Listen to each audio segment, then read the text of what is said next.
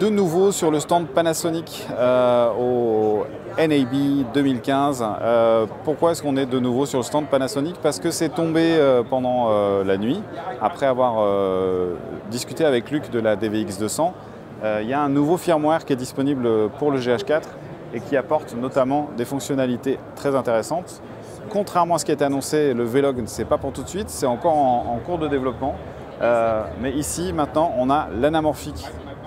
La particularité du micro 4 tiers, c'est justement d'avoir un capteur dans un ratio 4 tiers. Et pour pouvoir faire un vrai anamorphique cinéma x2, il faut avoir un capteur 4 tiers. Voilà. Donc il a suffi, bien entendu, de modifier certaines fonctionnalités du logiciel interne du GH4 pour pouvoir accéder à ce mode-là. Voilà, je suis super content parce que ça fait des années que je dis à Panasonic, mais pourquoi est-ce que vous ne faites pas d'anamorphique vu que vous avez déjà un capteur 4 tiers? Voilà.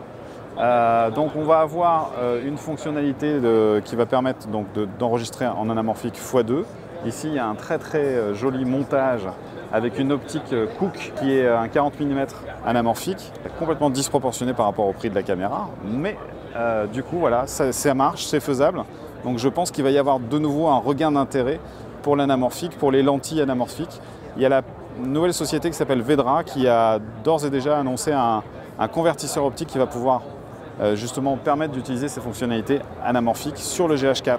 Là, la particularité de l'anamorphique, c'est, pour ceux qui n'ont pas compris à quoi ça sert, c'est d'enregistrer une image 4 tiers avec une anamorphose optique, justement, qui va permettre, par ce processus, de gagner, de faire du scope, de travailler dans un ratio cinémascope qui est aujourd'hui, à la base c'était du 2,35, maintenant on dit que c'est du 2,39 ou du 2,40.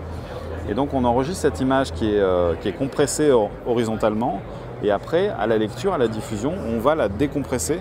Normalement, à la projection, on décompressait avec une lentille qui faisait l'anamorphose dans l'autre sens. Maintenant, ça permet surtout d'enregistrer plus de définition, puisque la résolution de ratio d'image de l'anamorphique, c'est l'équivalent de 2 images 4 tiers côte à côte.